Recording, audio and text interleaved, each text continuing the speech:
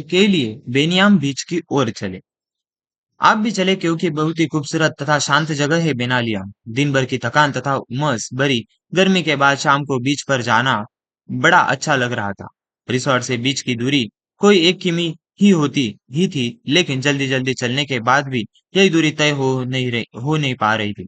अरब सागर देखने का उत्साह बढ़ता ही जा रहा था। तभी अचानक लहरों की आवाज सुनाई दी, जो किसी रणभेदी की तरह थी। हम सभी दौड़ पड़े। सड़क पीछे छूट गई थी, इसलिए रेत पर तेजी से दौड़ना मुश्किल हो रहा था। फिर भी धंसे हुए पैरों पर को पूरी ताकत से उठा उठा कर भाग रहे थे। खूबसूरत समुंदर देखते ही मैं उससे जाकर लिपट गया। इधर बच्चे रेत का घर बनाने में जुट गए। लहरें उनका घर गिरा देती तो वे दूसरी लहर आने के पहले फिर नया घर बनाने में जुट जाते। यही क्रम चलता रहा। मैंने इन बच्चों से सीखा कि जीवन में आशावाद हो तो कोई काम असंभव नहीं है।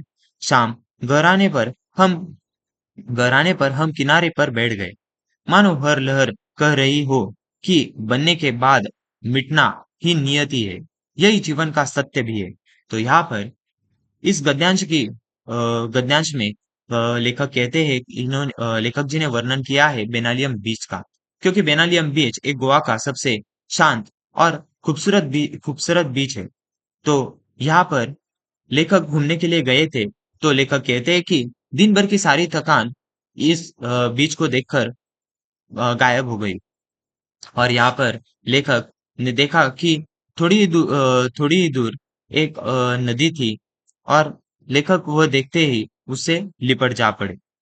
और यहाँ पर बीच पर बच्चे रेती के किले बना रहे थे, रेती के घर बना रहे थे। और जैसे ही समुद्र की लाट आती तो वह उनका बनाया हुआ घर वह खराब हो जाता। तो बच्चे फिर वापस से नया घर बनाने में जुट जाते।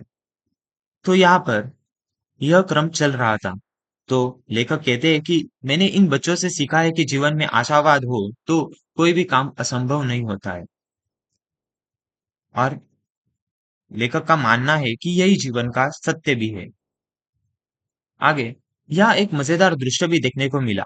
लहरों की आवाज के बीच पक्षियों की टी टी टी की आवाज भी आपका ध्यान अपनी ओर खींच लेती है। दरअसल ये पक्षी लहरों के साथ बहकर आई मछलियों का शिकार करने के लिए किनारे पर ही मंडराते रहते हैं। लेकिन जब तेज हवा के कारण एक ही दिशा में सीधे सीधे नहीं उड़ पाते, तो सुस्ताने के लिए किनारे पर बैठ जाते हैं। या बैठे कुत्तों को इसी बात का इंतजार रहता है।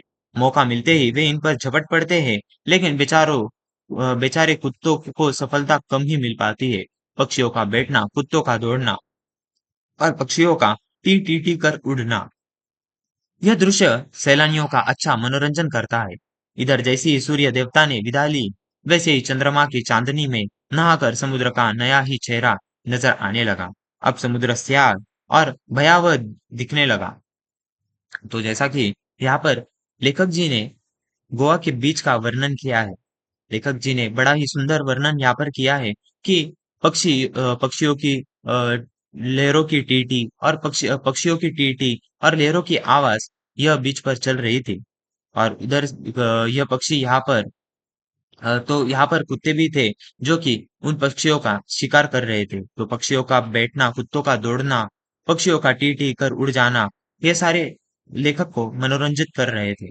और जैसे ही सूर्य देवता ढल रहा था, वहां पर चंद्रमा की चांदनी समुद्र के किनारे नजर आ रही थी। और इस कारण, जैसा कि हम जानते हैं कि सुबह के दौरान समुद्र शांत रहता है, लेकिन रात्रि को समुद्र की लहरें अधिक होती है। अगले दिन हम बस से गोवा घूमने की योजना बनाए। वैसे घूमने फिरने के लिए यहाँ बाइक आदि किराए पर मिल जाती है और उन पर ही घूमने का मजा भी आता है, लेकिन बच्चों के कारण हमने बस से जाना मुनासिब समझा। यहाँ सी फूड की अधिकता होने के कारण शाकाहारी पर्यटकों को सुस्वादु भोजन की समस्या से भी दो चार होना पड़ता है। काफी भटकने के बाद अच्छा भोजन मिल गया तो समझो किस्मत, और जो जेब तो ढीली हो ही गई। यह समस्या हमें पहले से पता थी, इसीलिए हम लेखक यहाँ पर बताते हैं कि यहाँ पर घूमने जाने के लिए बाइक और आदि किराए पर तो मिल जाते हैं, लेकिन बच्चों के कारण लेखक जी ने वहां गोवा घूमने जाना बस से उचित समझा। तो लेखक का कहना है कि यहाँ पर सी फूड अधिक होने के कारण शाकाहारी जो पर्यटक होते हैं तो उनको भोजन की समस्याएं भी होती है। तो दो चार होना पड़ता है, यानी समस्या से जूझना पड़ता है। काफी भटकने के बाद अच्छा भोजन मिल मिल जाता है, लेकिन मानो किस्मत और जेब तो ढीली हो ही जाती है। यह समस्या हमें पहले से ही पता थी।